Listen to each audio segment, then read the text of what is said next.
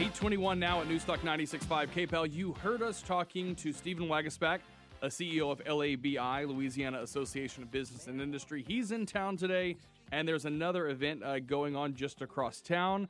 The governor will be there, and our own U.S. Senator Bill Cassidy, who joins us on the phone. It's a big expansion for a big company here in Acadiana. Good morning. Hey, good morning. How are you? I'm doing real good. So you will be on hand for the big... I don't know if it's not, technically not a groundbreaking, right? Because I see stuff being done over there. But LHC Group over on the south side of town. Yeah, isn't that fantastic? LHC is obviously a South Louisiana success story, and it's in many states, but it's centered in Lafayette. And so good for us, good for the jobs, good for the white-collar jobs that kind of diversify our economy. Congratulations, LHC. So we were talking in our last segment to the CEO of LABI, and that was the big thing he talked about was jobs, that is what's ultimately going to move the needle in the state. We heard some comments from the governor of Texas, who was in town this week, speaking it with some of the other the two Republican candidates for governor here in our state. And I think we sit back sometimes, especially in this area, talking about oil and gas and other things, about the number of people who are leaving to go to Texas. Do you see that as a big problem? Of course it's a big problem, and it's the people who are the future of our economy. It is the folks who are graduating from ULL and LSU and McNeese, and some stay here, but some leave, not just Texas, but Atlanta and elsewhere.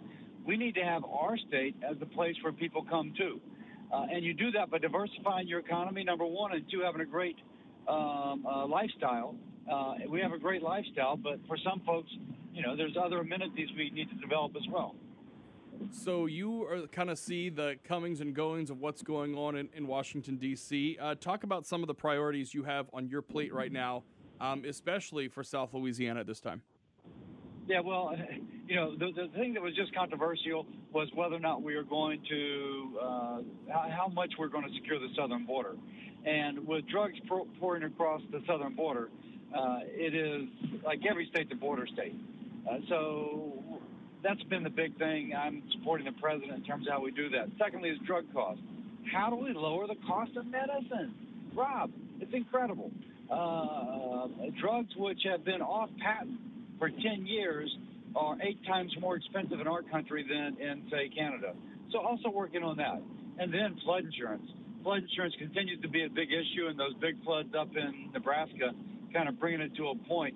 It's not a Gulf Coast issue. It's not a Northeast issue. It is a national issue. We're pushing that as well. I want to talk about the drug prices because I see it time and time again, even with some of my own friends who have had a child who is sick. And, you get to a point where you say, well, there's no price on them getting better. It's whatever it costs. But you see people who literally go into bankruptcy for a long-term medical illness or the cost of drugs. Is there anything to do other than an entitlement, which I almost hate that word sometimes, because guess what? There are some people who really need it. It's the group that doesn't need it, or the ones who keep getting it after they are gainfully employed, that causes the ultimate problems. So there's a lot of things to do that are free market. One thing I'm pushing, for example, if you take these generic medicines, they're off patent. They're available in other countries for less money. Oftentimes, the active ingredient is produced, say, in India, and it goes to Europe or it goes to the United States. We should allow our wholesalers to buy, as long as there's a secure supply chain, to buy the same medicine from Europe that we're being gouged for in the United States. It restores competition. You now have to compete against somebody. When folks compete, prices come down. Well, and I have to tell you, I don't think they would have to buy it from Europe for more than a month before the others here would say, hold up, okay, uncle, we'll sell it to you for that price. There was a story that came out this week, and it had to do with a drug that was the answer to postpartum depression. Okay, so we hear the stories, wow, there's never been anything specifically for this, great. Then you hear the price tag, $34,000 for a 2-day IV treatment. Who could ever afford that? Well, what they're booking is that women who are pregnant are covered by insurance, and so they charge insurance. I don't know their development cost, but part of it is that since insurance covers things, the companies feel like they can pass on the cost, and there's no sticker shock to the patient. Yeah. We're trying to figure out, how do you calculate the value of a drug? There's a medicine that's made out of 2 over-the-counter medicines, Motrin and Pepcid. It would cost you $40 if you bought them over the counter. Don't need a prescription. There's a drug company that combines them and sells them for $2,500 a month. And the way they get their price is because insurance pays for it, not the individual. Wow. So we just need to figure out the marginal benefit of these drugs and let the patient know. All right, so in about an hour and a half over on Hugh Wallace Road, the big LHC Group expansion, it's going to happen there. The governor will be there as well.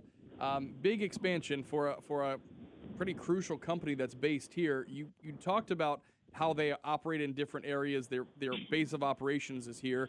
What does that mean as far as jobs for this area? Well, we want to diversify our economy.